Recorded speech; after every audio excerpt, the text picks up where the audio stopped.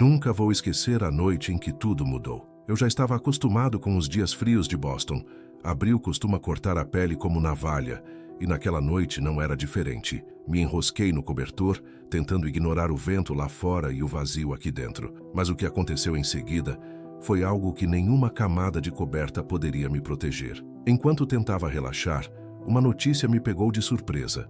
O Papa Francisco havia falecido. Eu já ouvira alguns boatos sobre sua saúde, mas ler aquela manchete foi como levar um soco no peito. Mesmo com minha fé oscilando tantas vezes, senti um baque profundo. Ele sempre me pareceu mais próximo do que os outros. Um homem que entendia a dor dos esquecidos, os mesmos que atendo todos os dias no centro, para pessoas em situação de rua, gente machucada pelo frio, pela vida, pelos olhares indiferentes. Ele era como um pai espiritual para esses invisíveis. E agora, se foi. Mas a noite não parou por aí. Quando finalmente fechei os olhos, achando que o cansaço venceria, fui tomado por uma visão que me fez estremecer como nunca antes. Não era um sonho comum, era algo vívido, real, assustadoramente claro. Vi um portão se abrindo atrás do Vaticano. Ouvi uma voz sussurrando: "A profecia antiga está se cumprindo." E então, como se uma cortina fosse puxada, entendi. O Papa Francisco era o último, a última sentinela antes de algo maior, algo sombrio, se revelar. Jesus me mostrou. Ele me levou por entre sinais e mensagens escondidas, me fazendo enxergar a grande mentira que envolve o mundo. Não há mais tempo. O engano está em toda parte, nas guerras, nas doenças, na destruição das famílias, na moral que se dissolve diante dos nossos olhos. Talvez você também sinta isso, que algo está fora de lugar, que o mundo não está como deveria. Naquela visão, até a profecia de Malaquias fez sentido de uma forma que nunca tinha feito antes. Mesmo quem duvida, mais cedo ou mais tarde vai perceber, vai acreditar. Eu tenho 68 anos. Me chamo Gianluca. Lutei no Afeganistão. Vi o pior do ser humano em campos de batalha e nas ruas gélidas de Boston, entre aqueles que foram esquecidos. Mas nada, absolutamente nada, me abalou tanto quanto o que vi naquela noite. E é por isso que estou contando. Porque não posso guardar isso só para mim. O que me foi revelado é sério, urgente. Talvez soe estranho, até improvável. Mas antes de julgar, apenas escute. Escute com o coração aberto, porque se há uma chance de que essa seja a verdade, e eu sei que é, então você precisa saber. Nós todos precisamos. Naquela noite, como de costume, me ajoelhei para orar. Mas algo estava diferente. Não eram aquelas orações automáticas que repeti durante toda a vida. Desta vez, foi um desabafo profundo, quase um grito silencioso. Falei com Deus como quem fala com um amigo em desespero. Senhor, por que agora? Por que tirá-lo de nós justo quando o mundo está afundando no caos? O que o Senhor está fazendo? Por favor, me ajuda a entender. Eu não tinha mais palavras, só um vazio, uma sensação de estar completamente perdido, como se estivesse parado diante de uma encruzilhada coberta por névoa, sem conseguir ver o caminho. Mesmo sem respostas, eu continuei, orando com tudo o que tinha dentro de mim. Não lembro exatamente quando adormeci. Só sei que em algum momento tudo começou a escurecer e a realidade ao meu redor se dissolveu. Quando dei por mim, já estava em outro lugar, completamente diferente. Era como se tivesse sido transportado para uma dimensão desconhecida. A atmosfera ao meu redor era estranha, carregada, mas ao mesmo tempo misteriosamente serena. Eu estava no alto de uma colina. O ar era diferente, limpo, vibrante, quase sagrado. Olhei para baixo e vi uma cidade imensa se estendendo entre os vales. Ela era viva, pulsante e, ao mesmo tempo, carregava algo que me parecia familiar. Reconheci, na hora, Roma, mais precisamente, a cidade do Vaticano. Fiquei parado, hipnotizado pela paisagem diante de mim. Era como se eu estivesse diante de algo que não pertencia a este mundo. As 7 colinas se destacavam sob uma luz mística e quase irreal. De repente, o céu começou a escurecer. Nuvens densas e rodopiantes surgiram do nada, como se um julgamento estivesse prestes a cair sobre aquele lugar. Senti medo, um medo que não sei explicar. Era como se algo prestes a acontecer fosse mudar tudo para sempre. O silêncio que se seguiu foi tão profundo que doía. Foi então que ouvi uma voz, forte, grave, mas repleta de amor. Um amor que me atravessou. Gianluca, ela disse, Era como um pai chamando seu filho. Gianluca, olhe e entenda. Não sei como me movi. Apenas fui. Como se algo maior me levasse sem resistência. E então ali estava eu, diante de um portão colossal. Do outro lado, uma luz intensa brilhava. Mas não era como a luz do sol que conheci nos desertos do Afeganistão. Não machucava, não cegava. Ela aquecia, me envolvia. Naquele instante eu soube. Estava diante de algo sagrado. E mesmo sem saber o que me esperava, senti que não havia mais volta. Eu precisava atravessar. Precisava ver o que Deus queria me mostrar. Assim que atravessei aquele portão, tudo ao meu redor começou a desaparecer, como se o peso de uma vida inteira tivesse sido deixado para trás. Medos, culpas, angústias, tudo se desfez na presença daquela luz. Era uma paz que não dá para descrever, como se o próprio ar me abraçasse. E então, no meio desse brilho, vi uma figura. Não era como as imagens que vemos nas igrejas, mas no fundo do meu ser, eu sabia. Era ele, Jesus. Ele me olhava, ou melhor, ele me compreendia. E naquele momento, não havia julgamento algum, nenhuma acusação, nenhuma repreensão. Apenas uma aceitação total, completa. Ele conhecia cada parte de mim, pensamentos, ações, erros, pecados, tudo. E mesmo assim, ali diante dele, eu não senti vergonha. Senti amor, um amor tão puro, tão imenso, que só me deu vontade de chorar. E o mais impressionante é que ele não precisou dizer nada. Não houve palavras, apenas uma comunicação direta, que tocava a mente e o coração ao mesmo tempo. Era como se cada pensamento dele invadisse meu ser com total clareza. Foi então que ele começou a me mostrar coisas que eu nunca havia imaginado. A visão me levou até um livro, mas não era um livro qualquer. Era antigo, enorme, com páginas desgastadas pelo tempo, como se carregasse os séculos nas costas. À medida que as páginas iam se virando, percebi que estava diante da história da igreja. Via os papas, os tempos, os caminhos da fé que nos guiaram ao longo das eras. E então ele parou, a última página, e foi ali que ele me contou sobre um monge chamado Malaquias. Talvez você já tenha ouvido esse nome. Viveu há muitos séculos e teria recebido uma visão que registrou em forma de uma lista, uma profecia que previa 112 papas. E quando Jesus apontou para o último nome dessa lista, um arrepio percorreu meu corpo. Estava lá, Francisco. Sim, o Papa Francisco. Ao lado do nome, a última profecia. Diferente de todas as outras, mais longa, mais sombria, mais clara. Eu conseguia ver cada palavra diante dos meus olhos como se fossem escritas em tempo real. Durante a última perseguição da Santa Igreja Romana, Pedro Romano apacentará o rebanho entre muitas tribulações.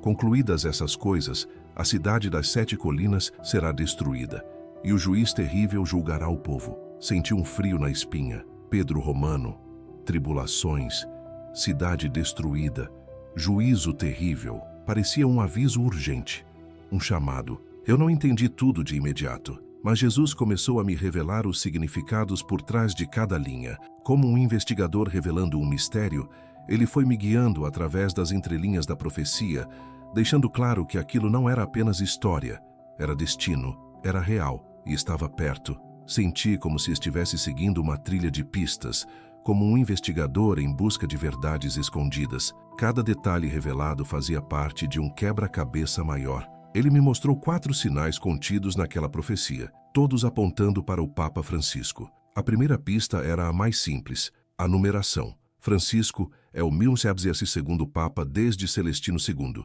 Quando percebi isso, fiquei sem palavras. É exato. Tudo se encaixa de forma precisa, claro, direto e profundamente simbólico. A segunda pista dizia respeito ao nome Pedro, o Romano. Embora tenha nascido na Argentina, descobri que seus pais eram imigrantes italianos da região de Piemonte. Ou seja, mesmo nascido longe de Roma, ele carrega o sangue romano. A herança italiana está em sua origem, e o título de romano não é apenas uma coincidência.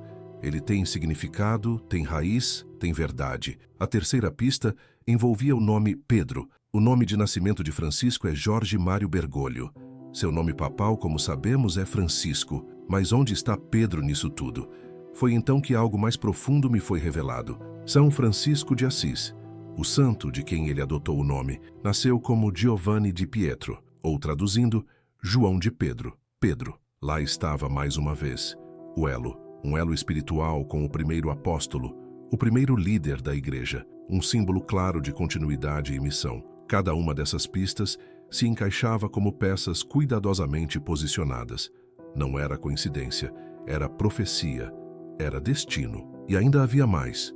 Sinais que ainda não compreendo por completo, mas que sinto em meu coração como um prenúncio de algo grandioso que se aproxima. A quarta e última pista falava sobre guiar o rebanho por entre muitas tribulações. Nesse instante, fui levado a enxergar com uma nitidez dolorosa tudo o que ele enfrentou durante seu pontificado. Camada por camada, vi a dor sendo revelada. Os escândalos, os momentos de crise, os ataques implacáveis, os casos de abuso, a perda da confiança, as convulsões sociais e espirituais. E mesmo assim ele seguiu, sem escudo, sem proteção, apenas com a coragem de se ajoelhar, não por si, mas por todos, pelos inocentes, pelos esquecidos, pela igreja. A imagem dele ajoelhado pedindo perdão não saía da minha mente. Não era uma cena de fachada, era um clamor sincero, carregado de arrependimento e compaixão. Eu podia sentir a dor dele como se fosse minha, uma dor silenciosa, mas profunda, uma entrega total. Um homem em meio às ruínas tentando, ainda assim, conduzir o rebanho em meio à tempestade. Seus olhos refletiam uma dor que me marcou profundamente. Era como o olhar de uma mãe que perdeu um filho, incapaz de fazer qualquer coisa além de implorar por perdão. Vi quando ele se encontrou com as vítimas, ouviu cada relato cortante, histórias que ele não podia mudar, mas que mesmo assim fez questão de escutar, como quem assume para si o peso de erros que não foram seus. Fiquei pensando em todas as vezes que, como assistente social, encarei o sofrimento do sem-teto nas ruas de Boston e entendi, o passado não pode ser apagado, mas ele, o Papa, estava disposto a entregar seu coração inteiro para tentar curar o presente. Logo depois me deparei com algo que me doeu ainda mais,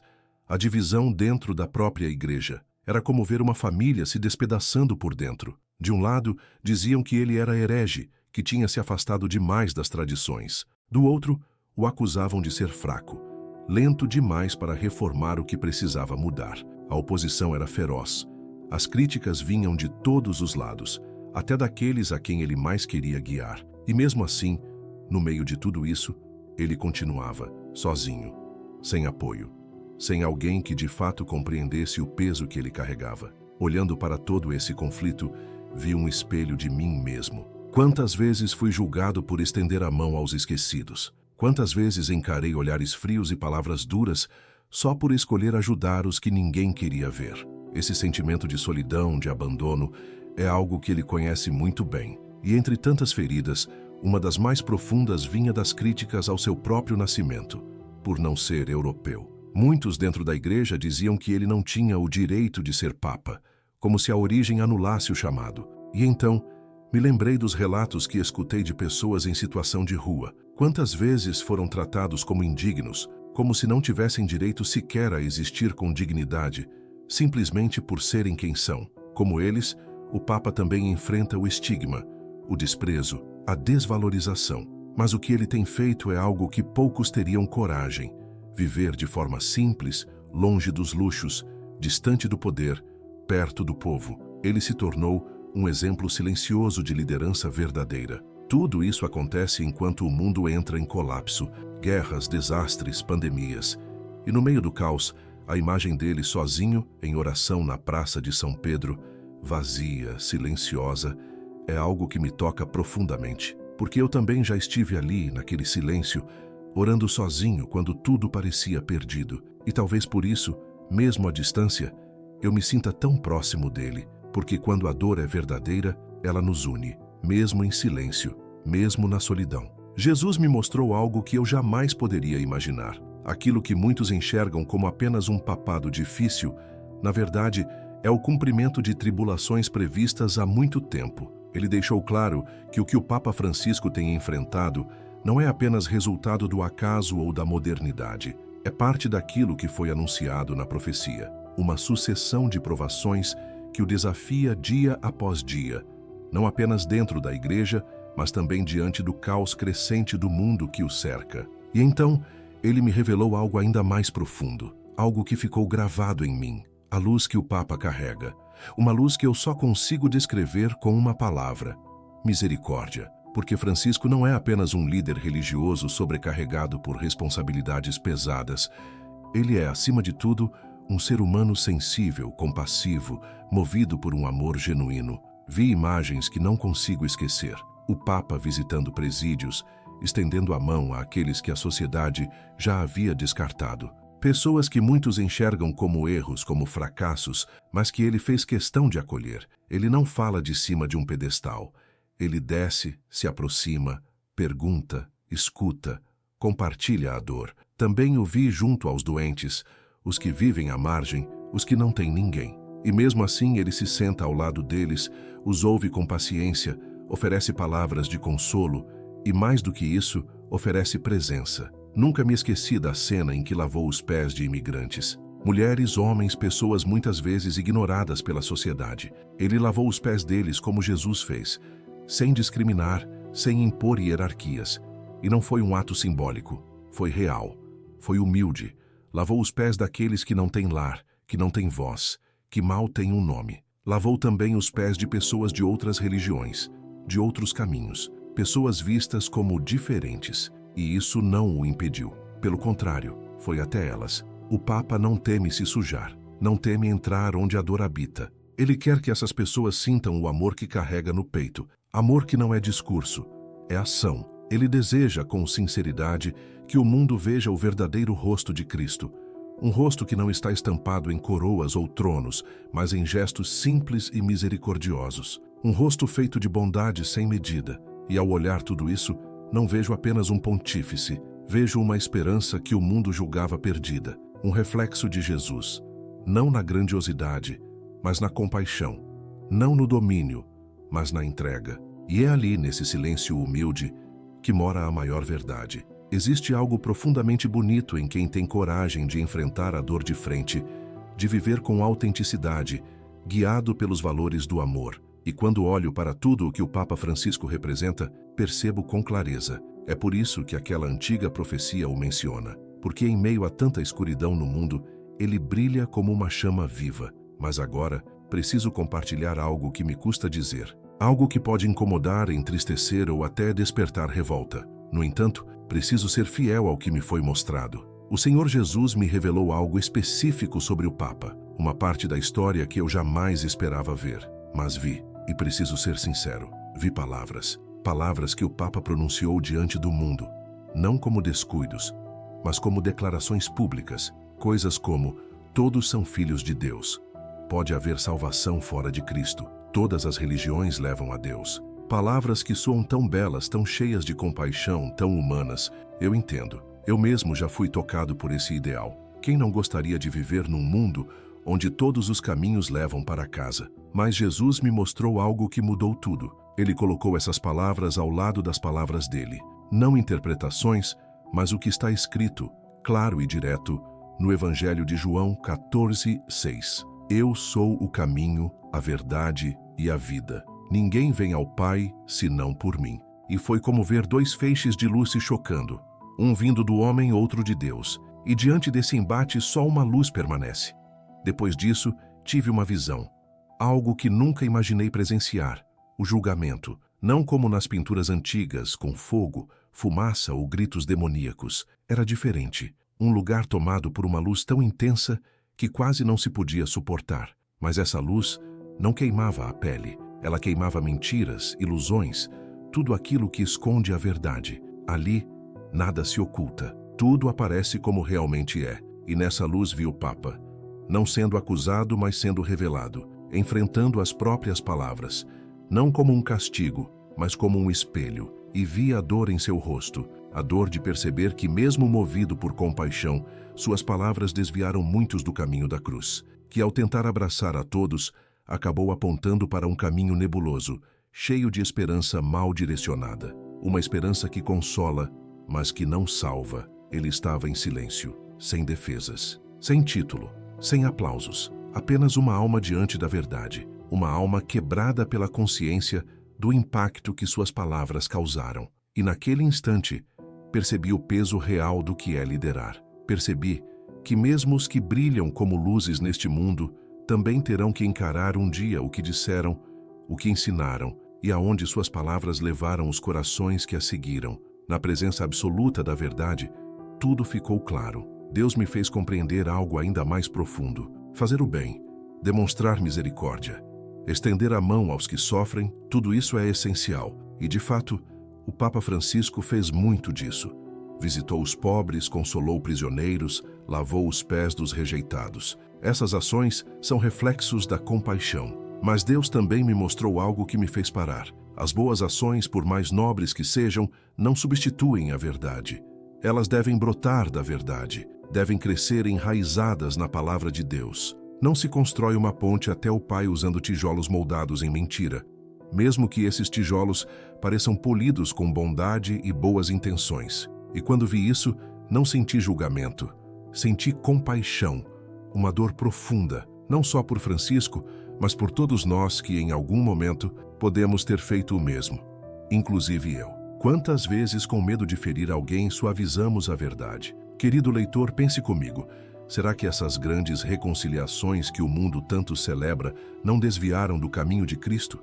Se sim, o que isso significa para a Igreja e para você? Não estou aqui para concluir por ninguém, só posso compartilhar o que vi. E agora deixo isso diante de você. O que fará com essa verdade? Jesus confirmou tudo isso para mim, não com palavras vagas ou símbolos, mas com a verdade viva. Ainda me lembro com clareza daquele momento. Ele me olhou, não com raiva nem com reprovação, mas com um amor tão profundo que me faltou o ar. Um amor que, no entanto, não poupava a verdade. Ele disse: "Meu Pai é amor." E naquele instante, eu vi. Cada raio de luz que saía dele carregava um amor que não se pode descrever. Mas então ele completou: "Meu Pai também é verdade." E foi ali que entendi de uma vez por todas. Amor e verdade nunca entram em conflito. O amor verdadeiro sempre caminha junto da verdade, sem esconder, sem moldar as palavras para agradar.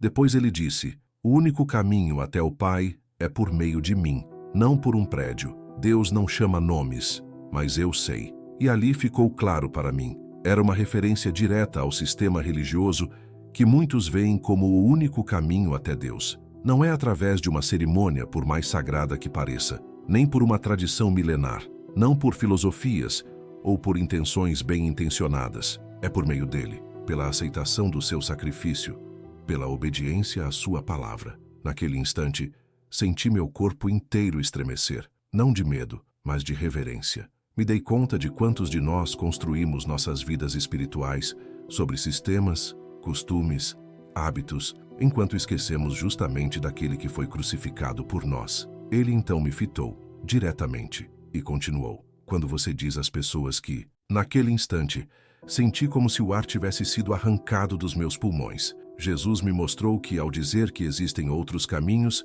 eu o estava negando, e a dor disso foi imensa, porque eu já tinha feito exatamente isso. Muitas vezes tentei suavizar suas palavras para não ofender ninguém. Já disse que cada um pode acreditar no que quiser, contanto que viva bem.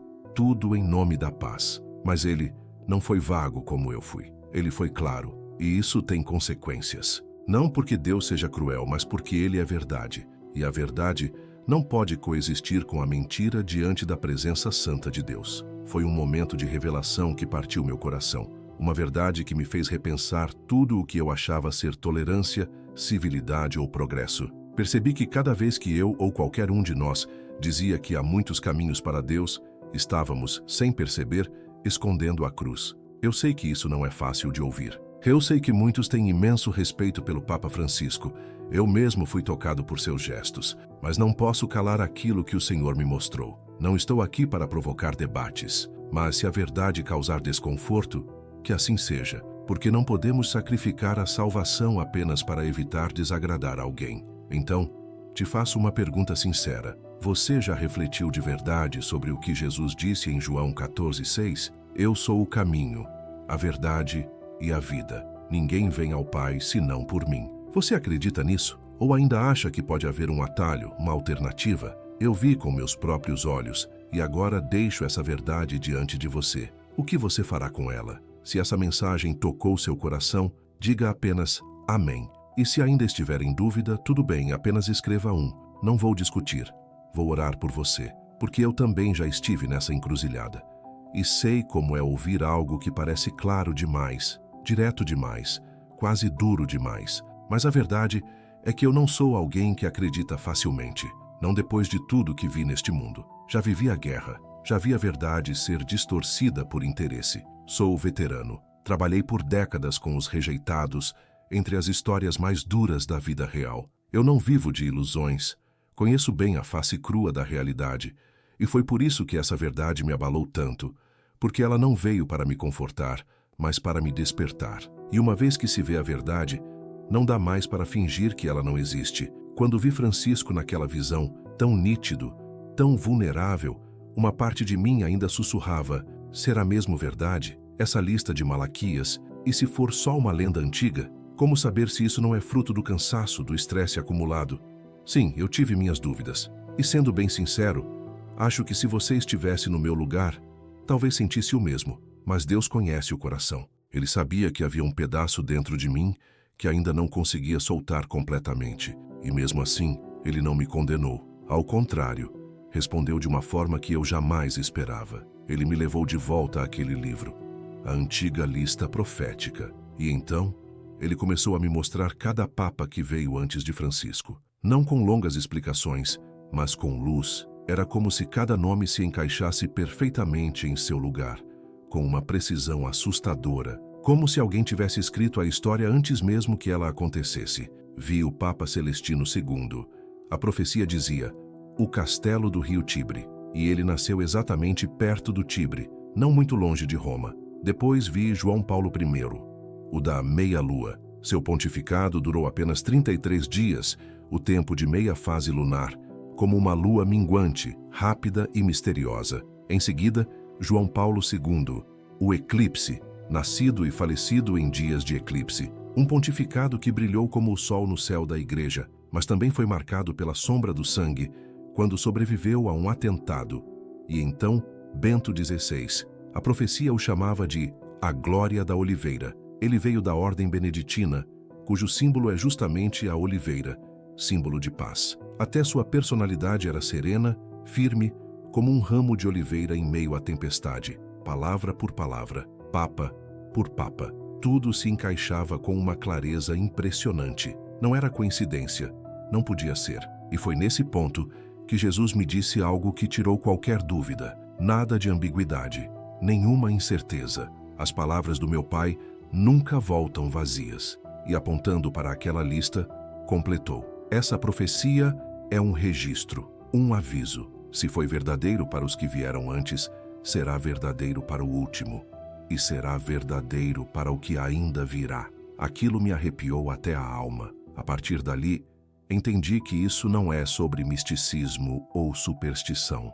É sobre uma verdade escrita há séculos e que agora está se cumprindo linha por linha. Eu acredito, não com fé cega, mas com base em fatos, na história e no que me foi revelado por aquele que encontrei naquela visão. E você, se isso também tocou seu coração, diga apenas amém. Se ainda restam dúvidas, apenas escreva 1. Eu entendo. A parte da profecia sobre Francisco, sobre as dores, os desafios, as verdades expostas, já começou a se cumprir. Eu vi, eu ouvi, eu vivi. Mas sabe de uma coisa?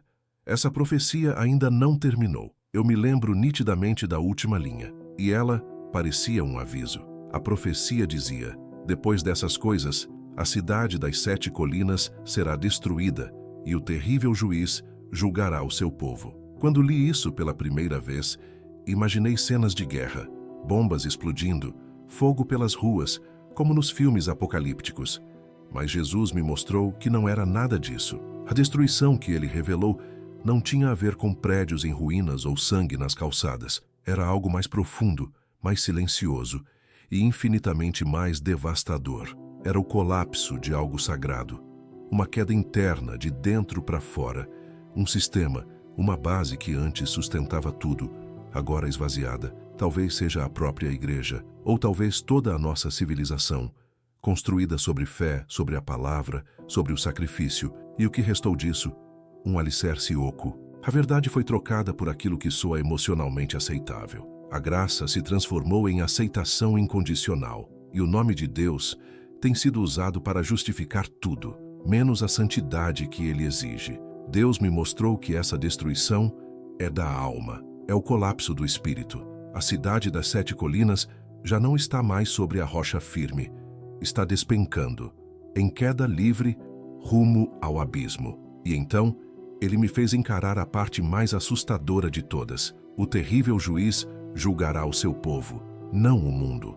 Não aqueles que nunca ouviram falar do nome de Jesus, mas o seu povo, nós, aqueles que se dizem cristãos, que estão todo domingo sentados nos bancos das igrejas, que ainda gritam amém em voz alta. Mas será que estamos vivendo a palavra dele de verdade lá dentro, no íntimo? Ele disse com todas as letras: o julgamento começará pela casa do Senhor. E naquele momento, eu estremeci, não por medo do inferno, mas por finalmente entender o peso da fé. Ser chamado de filho de Deus não é um privilégio, é uma responsabilidade imensa. Eu não sei em que ponto da sua caminhada você está, mas te faço um convite.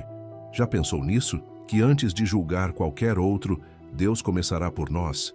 Se isso te fez refletir, diga apenas amém. E se você sentiu que algo precisa mudar aí dentro, saiba que você não está sozinho. Eu também estou nessa jornada e acredito de todo o coração.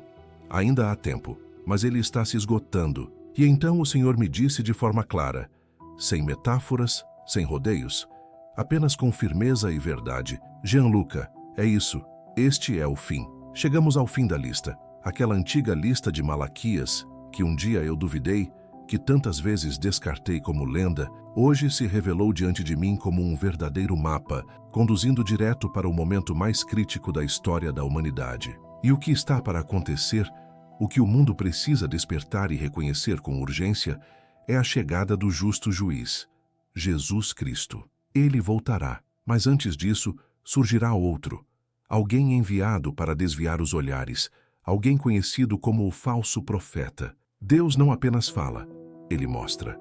E eu vi sua imagem. E não, ele não se parece com um ditador, nem com um político, nem com rostos conhecidos da mídia.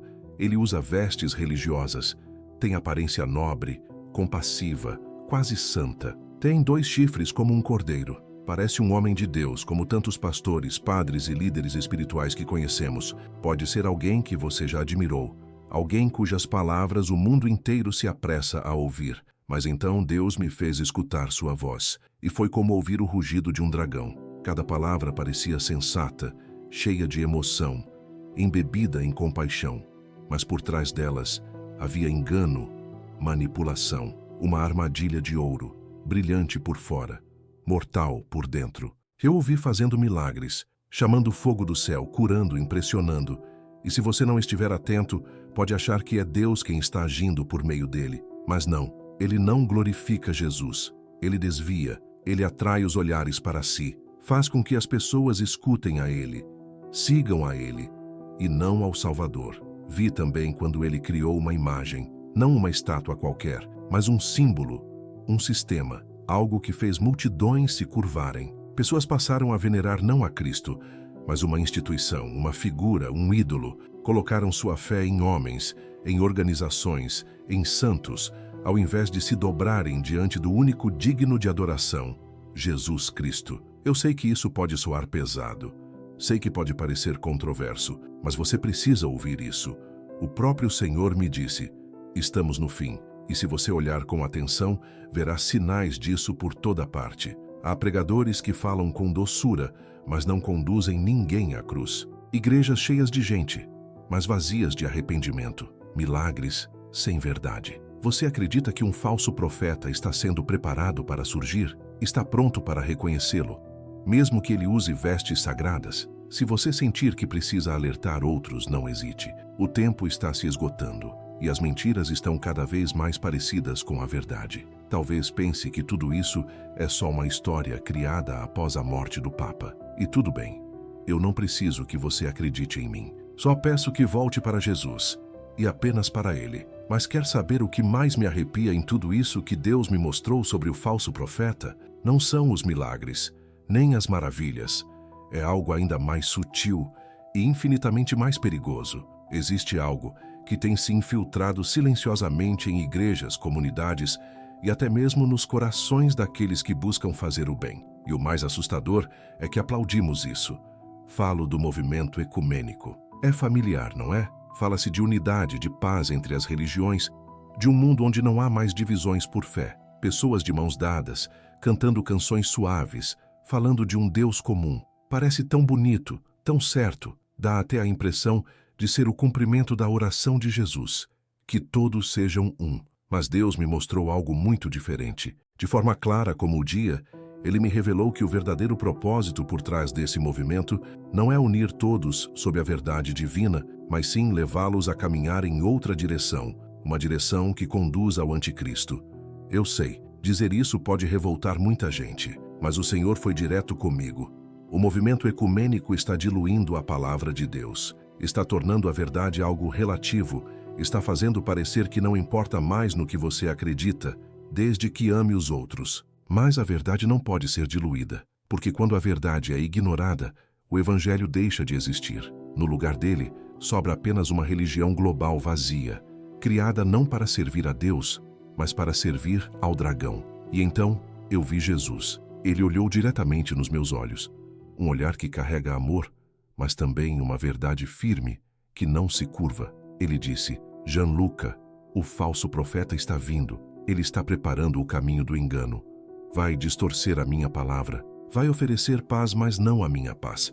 Ainda assim estarei com os que forem fiéis a mim, com aqueles que permanecerem firmes na minha verdade. Naquele instante, eu desabei, porque percebi que tudo o que está acontecendo ao nosso redor não é por acaso. Ele me mostrou os sinais. Você se lembra? O mundo inteiro parou. Depois veio a guerra.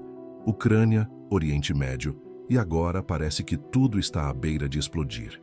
Desastres naturais se multiplicam, terremotos, incêndios, nevascas incomuns. E o mais grave de tudo, a moral humana está em colapso. As pessoas perderam a vergonha. Já não há reverência. Não se acredita mais em verdades absolutas. Antes, eu pensava que vivíamos apenas tempos difíceis. Agora sei, são as dores de parto.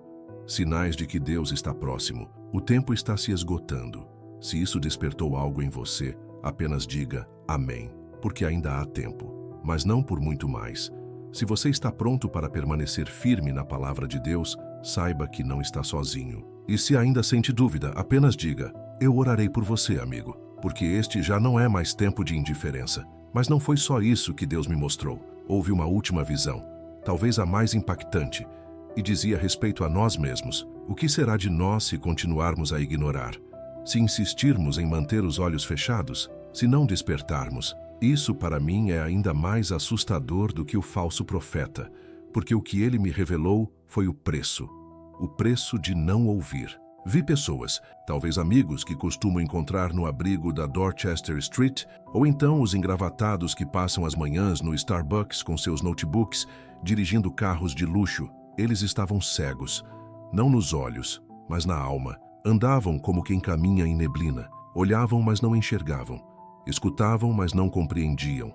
Estavam ocupados demais com dinheiro, bens que duram só algumas décadas, presos às telas, perdendo o sono por causa da bolsa de valores que caiu alguns pontos. Discutiam com fervor por causa de políticos que, talvez, nem se importem com eles. E os sinais de Deus, doenças, crises morais, estavam bem diante de seus olhos, mas nada os despertava. Então, eu vi o profeta. Ele falava, e todos acreditavam, com uma facilidade assustadora, porque suas palavras eram suaves, cheias de paz, tolerância, união. Somos todos iguais, dizia ele. Soava tão bonito, mas ninguém se deu ao trabalho de testar aquelas palavras à luz da palavra de Deus. Ninguém parou para perguntar, será que Jesus realmente disse isso? E assim, um a um, os corações caíam na armadilha. Não percebiam que estavam trocando a verdade por um falso consenso. Achavam que a unidade era mais importante do que o único caminho que conduz à vida. E então eu vi o juiz, Jesus, não mais o cordeiro, mas o rei glorioso que volta para julgar. E o que mais me doeu foram os rostos, não de pessoas más, perversas. Eram rostos comuns, apenas despreparados, não porque não tiveram oportunidade, mas porque não escolheram. Viveram suas vidas baseadas naquilo que o mundo chama de bom, não naquilo que Deus estabeleceu como o único caminho. Não havia gritos, nem revolta. Apenas um silêncio carregado de arrependimento. Um pesar profundo, impossível de descrever. Eu podia ouvir seus pensamentos. Eu tive a chance e deixei escapar. Foi aí que compreendi. Deus não me mostrou tudo isso para me causar medo. Não era para me deixar apavorado. Era um aviso. Ele queria que eu visse o que acontece quando as pessoas não valorizam sua palavra. Quando acham que suas ideias, ou as ideias de outros, são suficientes. E não são. Melhor do que qualquer caminho que possamos tentar construir com nossas próprias mãos, está o caminho que Deus já traçou. E sabe, isso não tem a ver com religião. Tem a ver com sobrevivência, com verdade. E foi então que, de forma abrupta, voltei, sem aviso. Como se alguém me puxasse de volta do céu direto para o chão. Um tombo seco, duro, real. Meu corpo doía. Minha cabeça girava. Abri os olhos e vi o teto do pequeno apartamento em Boston. O som das buzinas na Washington Street continuava lá, firme. A luz fraca dos postes entrava pela janela e o frio cortante de abril se infiltrava até os ossos. Mas apesar disso, algo não tinha mudado. O que eu havia sentido naquela luz, aquele amor, aquela urgência, nada daquilo tinha se apagado. Continuava vívido, mais real do que o teto que eu encarava, mais forte do que o frio que me envolvia. Real ao ponto de eu não conseguir respirar direito, com medo de que um suspiro mais forte o afastasse. Tentei ignorar. Tentei me convencer de que era só um sonho. Você está cansado, Gianluca. Tem sido dias difíceis no abrigo. Talvez seja só o estresse, a dor nas costas. Fui buscando desculpas. Culpei a idade, imaginei que meu cérebro podia estar pregando peças. Quem sabe um pouco de confusão mental. Mas não adiantou, porque aquele peso não saía do meu peito. E junto com ele vinha uma ordem, não em forma de voz alta, mas como se estivesse gravada em mim. Volte e conte. A cada segundo, a cada minuto, o eco daquela instrução só crescia. Eu sabia que não podia mais ignorar. Eu precisava falar, mesmo que fosse com uma única pessoa disposta a ouvir. Mas como dizer isso? Quem acreditaria em mim? Um homem de 68 anos que um dia foi soldado e hoje vive entre os sem-teto? Penso na minha ex-esposa. Se ainda estivéssemos juntos, o que ela pensaria ao me ouvir contar isso? E meus filhos, meus antigos colegas do exército, da igreja, iam achar que estou com algum tipo de transtorno ou que a idade finalmente me alcançou?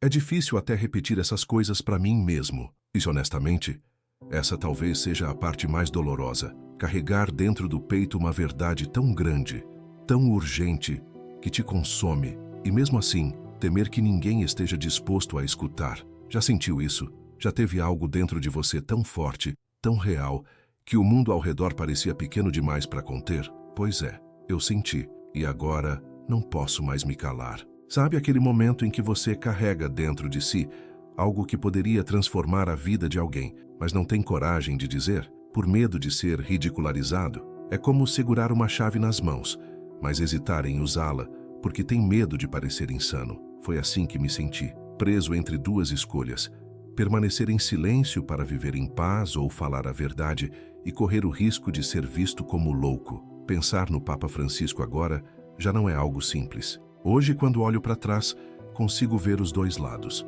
Não posso negar sua bondade, seu coração sincero pelos mais pobres, a coragem que teve ao enfrentar os escândalos dentro da própria igreja. Ele não fugiu de romper tradições seculares para tentar se aproximar de quem mais precisava. Tentou sim pastorear seu rebanho, mesmo que isso significasse enfrentar críticas e dificuldades enormes, mas nessa reflexão, algo essencial me foi mostrado: a verdade, o único caminho. E então compreendi que Francisco, por mais dotado que fosse, também enfrentou conflitos internos e cometeu um erro crucial. O Senhor me revelou que nem mesmo aquele que ocupa o mais alto posto na igreja está isento da verdade. Ninguém está.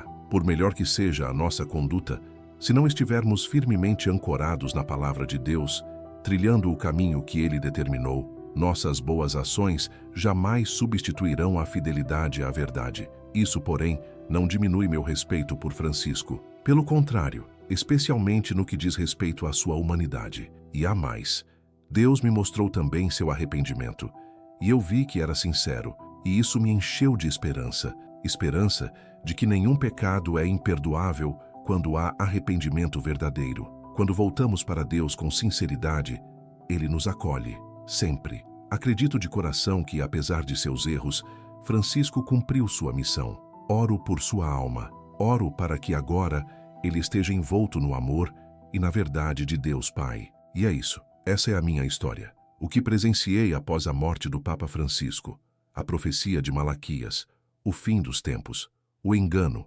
Mas, acima de tudo, o que realmente importa. Jesus me mostrou que aquela riqueza que passamos a vida tentando acumular, dinheiro, fama, carreira, não tem valor algum diante dele. A única verdadeira riqueza, aquela que atravessa a eternidade, é a sua ligação com ele por meio de Jesus. É o amor que você doa, o perdão que você oferece e também aceita, e a verdade à qual você se agarra com firmeza. E mais uma vez ele deixou claro, sem espaço para dúvidas, há apenas um caminho para o Pai, e é por meio de Jesus. Não existem atalhos, não há caminhos alternativos.